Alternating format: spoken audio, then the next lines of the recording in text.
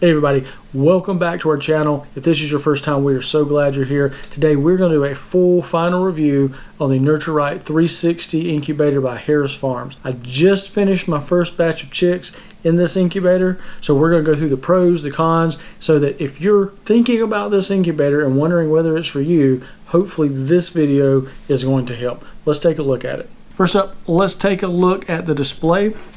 It has your temperature and your humidity right here on the display. One thing that I really like about this is the colored LED. This makes it really easy to see even from across the room. You can take a look at your incubator, see what your temperature and humidity is, even if the lights are dim. Easy to read. I love that. It's got some easy to use instructions right down here, so you don't have to keep going back to the instruction book. If you want to know how to test your turner or change some setting on it, this will help you out right here for the basics. You can go into the menu and change the settings. You can change the days, the temp, all of that stuff for different types of eggs, so you have that option there. The only thing about this part here that I was not happy with is that it does not display how many days you have left unless you press the menu button. If you press the menu button, it will pop up, but I would rather have had that display on here all the time, so all you have to do is take a look at it and you know exactly what day it is. Yeah, that's a minor thing. It does have temperature and humidity recalibration here, and they recommend not using that unless you know your temperature or humidity is off, but I do like that that's built in case something kind of gets out of whack with your calibration. You can reset that, which is a good feature. It also has a low temperature alarm that you can disable if you like. I have mine disabled because I just keep a check on it. The next thing is just the lid itself. It is very easy to see inside of this incubator. You can see all the way around it. There's not a lot of obstruction, and so it's really easy to see the chicks hatch. I do like the openness of this model. It is forced air, so you have your fan here to keep everything circulated, so that's a great feature. Now, two cons with this. First, the fan does hum constantly. It's not a high volume hum, but you can hear it running across the room. So if you're bothered by that, you know, that may annoy you. Personally, I could hear it. It didn't bother me, but be aware it has a constant hum from the fan while it's running. Now, the other con to the lid is I have had a hard time lining it up.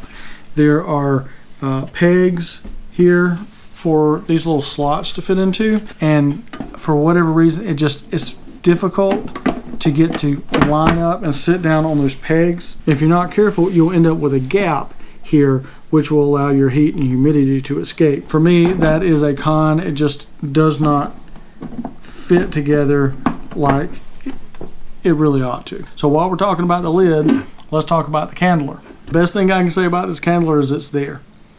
It has a bright LED, which is great.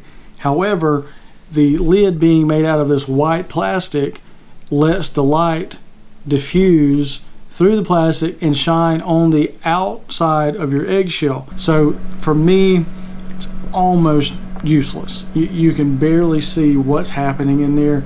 I'm not a fan of the candler being built into this white plastic top. If I'm going to use this candler, I am going to need to cover this with something, maybe electrical tape or duct tape, to try to block out the light, and then just cut a hole out here in the center. So that is a huge con for me when it comes to this incubator. Now, you do have your humidity control window here in the front. In the back, you have your ports, one for your power supply to go into, and then one for the power cord that comes from the base of the incubator and plugs in here for your egg turner. Now, speaking of the egg turner, let's take a look at it.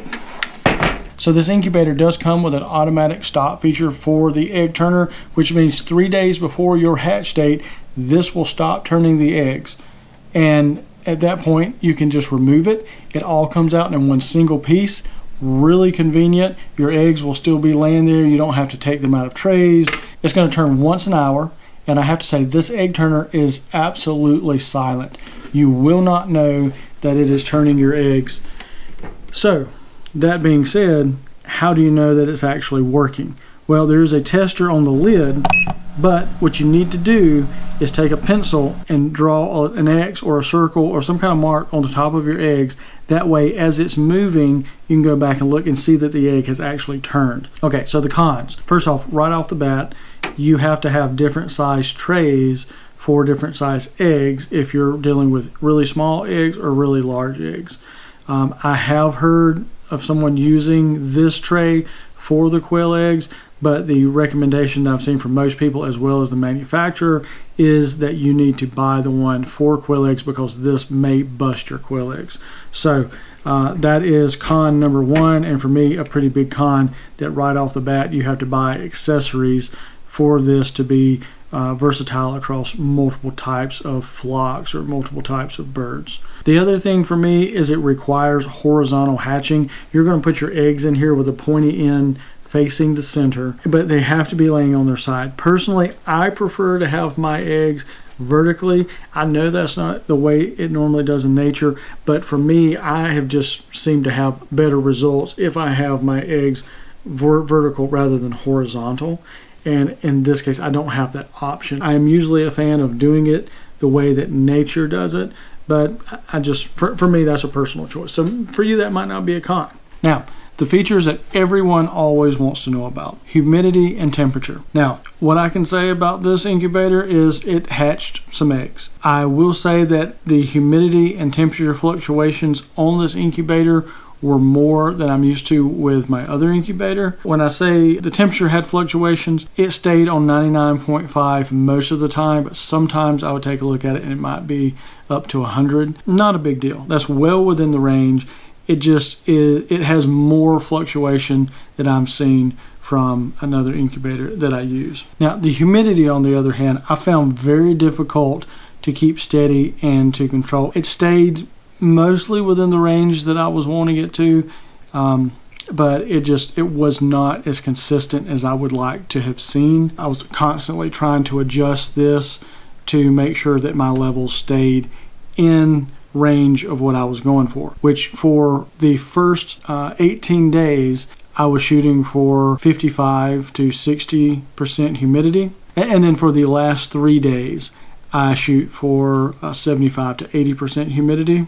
And so I just had a very hard time keeping that within range without doing a lot of adjusting for this window.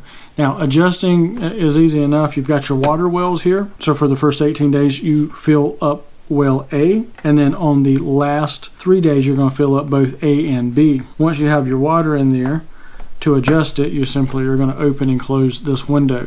For the first 18 days, you are going to have this halfway open, as long as that gives you the range that you want. If you need a higher range, you close it a little bit more. If you need a lower, you open a little bit more. So you just adjust this as needed to get the desired result. So for the water wells, I had to add water every other day to keep my humidity levels where I wanted them, which is pretty normal. That's typical. And for those of you who want to know, this well A is going to take about half a cup of water, and well B, which is all of this area, this is going to take about 2 cups. It will hold up to about 2.5, but 2 cups is probably what you want to stick with so you don't overflow it. If you do overflow into this side section here, it has drain holes here. That is going to leak out into your floor. So make sure that you're aware as you're filling this. If you overfill it and you get it into these sides, you are going to have water to clean up under wherever this is going to be sitting. Be very aware of that if you have your power strip underneath the incubator. So cleaning is going to be pretty simple. You just remove this base tray here. That comes out. You can throw that in the dishwasher or throw it in the sink, whatever you want to do with that. Now, the manufacturers on these incubators always include in the instructions to wipe it down with a damp cloth.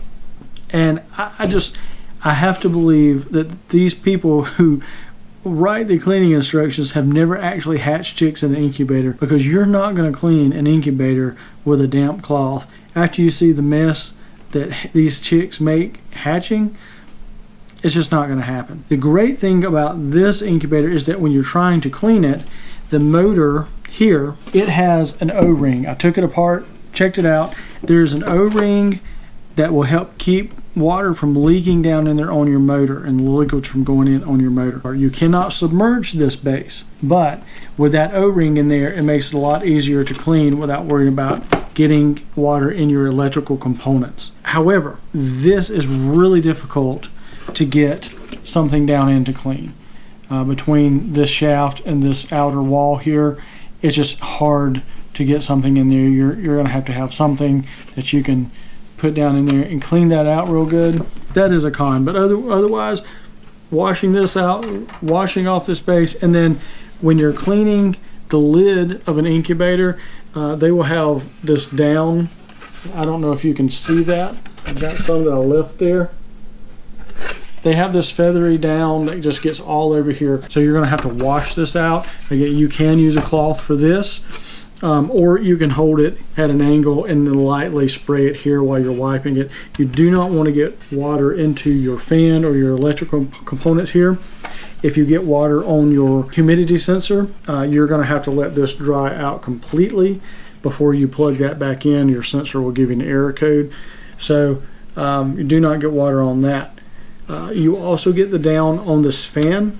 You can remove it by taking out these screws, and this cover will come off, and then you can clean the blades of that fan if you've got a buildup there. Eventually that will happen, but overall it's pretty easy to clean. It comes with simple one-page instructions here. This really covers anything you need to know. I didn't really have any questions.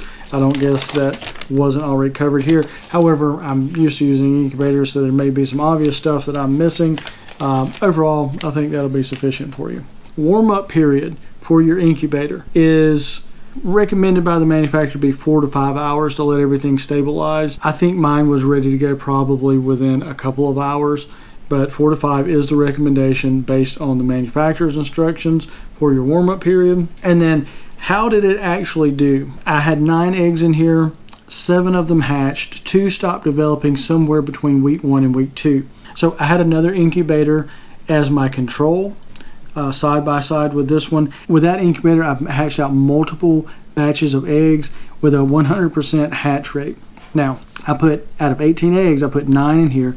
I put 9 in the other incubator. The only difference in the other incubator is that I laid the eggs on their side horizontally. Whereas before, when I got a 100% hatch rate, I hatched them out vertically. So this incubator hatched out 7 of the 9. 2 of them stopped developing somewhere between week 1 and week 2. In my control, I hatched out 8 of the 9. 1 of them stopped developing somewhere closer to week 3, just a few days before hatching.